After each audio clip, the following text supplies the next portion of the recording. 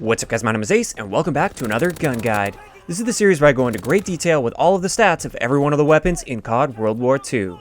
In today's episode, we're going to be covering the last of the SMGs in this game, and this is the Waffe 28. Just a quick heads up for you guys, if you guys have missed any of the episodes on the previous SMGs, there will be a link to the playlist down below. So kicking it off, as always, let's have a look at some real life stats of this weapon. Now keep in mind, the Waffe 28 isn't the actual name of this gun in real life. The real name is the MP28, but there were likely some licensing issues or something along those lines that forced them to create their own name for it, which is the Waffe 28, and just so you guys know, Waffe in German means weapon. So the MP28 is a German submachine gun that fires a 9mm Luger at approximately 600 rounds per minute. Now this weapon was technically chambered in several other calibers as well, but the one that was most commonly used in combat was the 9mm Luger.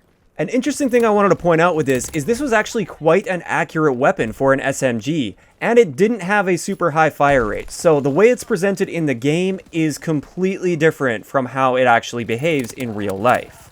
In CoD WW2, we've got a damage profile of 30, 22, 19, meaning it's always going to be a 4, 5, or 6 shot kill. Our rate of fire is extremely exaggerated over the actual stats of the MP28 at 1,000 rounds per minute. This is by far the fastest firing SMG in the game, and when we pop rapid fire on there, it only increases this by 6.3%, which takes us up to 1,063 rounds per minute. Our statistical minimum time to kill is the fastest in the SMG category, which is no surprise since it has the fastest fire rate, but keep in mind this doesn't factor in ranges, and once you factor those in, it's not necessarily the fastest at every range, and also be aware that the MP40 at point blank range technically beats this gun out at point blank range because it has a 3-shot kill potential, and its time to kill at these ranges is 4 milliseconds faster than the Waffe 28's. Getting into headshots, once again, just like with all the SMGs, don't worry about headshots, and this is especially true with this weapon just because it has such high recoil that it's not practical to be aiming for the head, and one single headshot will never reduce the number of shots it takes to kill. Getting into our ranges, you can see here the Waffe 28 has by far the worst ranges in the SMG category, and this makes sense because it does have the fastest time to kill, so that's how it balances that out. Its 4-shot kill range is only 6 meters, which is basically shotgun range. You gotta be right up close and personal to get that maximum damage. And then our 5-shot kill range extends out to about 15 meters, which is where a lot of the other SMGs start to drop their 4-shot kill range off. But then again, when you factor the recoil in with the Waffe 28, this is pretty much the maximum effective range that you want to be challenging enemies, at least face to face when they're looking at you.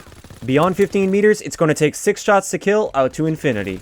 With a suppressor, just like with all the SMGs, we reduce all of our ranges by 30%, which really isn't that much when we're talking about raw distance, because it is a percentage reduction, and with a low number, we get a small reduction to our actual distance. And with advanced rifling, our 4-shot kill range remains unchanged, but our 5-shot kill range is increased by 25%. As for hardcore, our 1-shot kill range is just that 6 meters, which is very short. Most of the time, this weapon is going to take 2 shots to kill, but that's usually not a huge issue because you have such a high fire rate. Moving on to idle sway, no surprises here. It's pretty much the same as all of the other SMGs in the game, which is pretty high as far as idle sway goes, but with this weapon, you're never really going to be able to challenge those gunfights at longer ranges anyways due to the recoil, and therefore idle sway doesn't really matter that much. So getting into the recoil, this is where it gets interesting. The Waffe 28 is one of the more difficult SMGs in the game to control and predict. It does always kick up very strong vertically, but you never know if it's going to go left, if it's going to go right. You have no clue with this gun. And that's what really holds this weapon down. You can see in my first recoil test here, after my first shot, you just see how strong it jumped to the right. It jumped completely over to the right, and then it went pretty much straight up. And straight up recoil is no problem. That's easy to counteract and predict.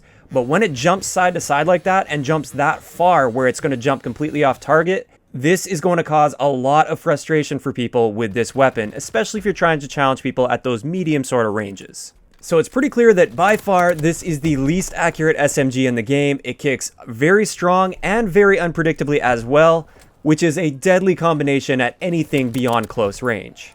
As for our hipfire, it's the same as the M1928 Thompson, which is technically the worst in the SMG category, but it's just slightly worse than the other ones, and this is just due to the fact that it has such a high fire rate.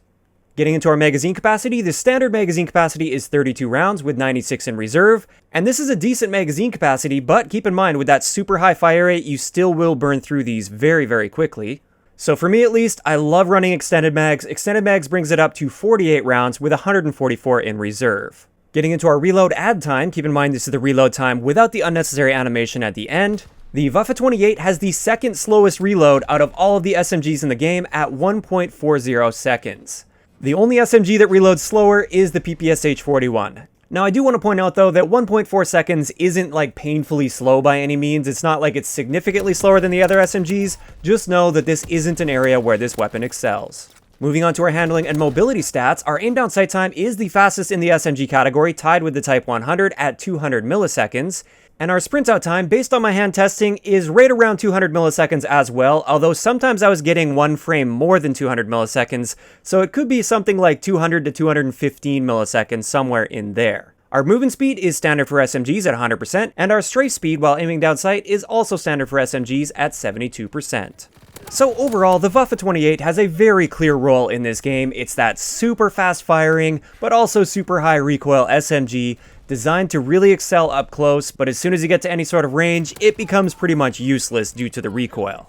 Personally, I found a lot of success with this weapon as long as you play to its strength. If you're constantly aware of your surroundings and you're putting yourself in those really close quarter situations and treating it almost like a shotgun, this gun can absolutely shred and dominate your opponents. Just realize this is a niche weapon. This isn't designed to be versatile. This isn't designed to challenge people at any sort of distances. It's designed to be used up close and personal.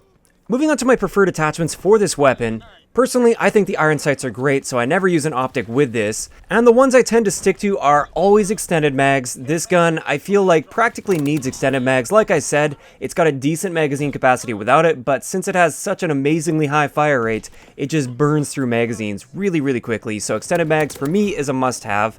Sometimes I like running steady aim. That is a great attachment for this as well. You're going to be keeping yourself up close and personal anyways, and you can often just hip fire spray people to death if you're in the same room. And then if I'm in situations where I'm not going to be hip firing much, I do want to be able to snap onto target quickly, and therefore quick draw, just like always, is often on my classes. So let's get into a couple example classes I have for the Waffe 28. This one is kind of similar to a Thompson class that I shared in the Thompson episode. This is with the Airborne Division. I use Gunslinger as my basic training skill, which allows me to hip fire out of sprint instantly. And with this one, we're using steady aim as well as extended mags. As you can clearly see, it's designed mainly around those hip fire situations. I like to just sprint around, play a little bit recklessly, but try to keep myself right up close and personal. And this thing shreds with its hip fire. Moving on to my second class, you'll also notice this is with the Airborne Division as well, and normally I like to mix up divisions when I do these class examples, but with the Waffe 28, I always use Airborne, and the reason for this is this gun is all about getting yourself into the right position at the right time, and making sure you close that distance between you and your enemies. Airborne allows you to hit these routes that you just can't hit with the other divisions, and therefore I'm always running it with this weapon. In addition to that, this gun is excellent with a suppressor. Since it has such a high fire rate, it doesn't really matter if it does have to take you that extra shot to kill due to the range reduction with the suppressor, and therefore I really like using it on this weapon. For attachments on this one, we've got quick draw and extended mags, and for our basic training skill, we have scoped, which does allow me to dodge shots a little bit better in gunfights when I'm aiming down sights, and it eliminates that idle sway, but like I said earlier, idle sway isn't really much of an issue with this weapon. So there we have it. That's going to wrap it up for today's gun guide on the Waffe 28. As always, I'd like to know in the comment section below, what do you guys think of this weapon? Do you really like its ability to absolutely destroy people at close range, or do you have a hard time keeping up with that recoil with the weapon? In addition to this, let me know in the comment section below which one of the weapons you'd like me to cover next. If you enjoyed the video, a like rating is always appreciated, and don't forget to subscribe for more if you haven't already. I'll talk to you guys next time.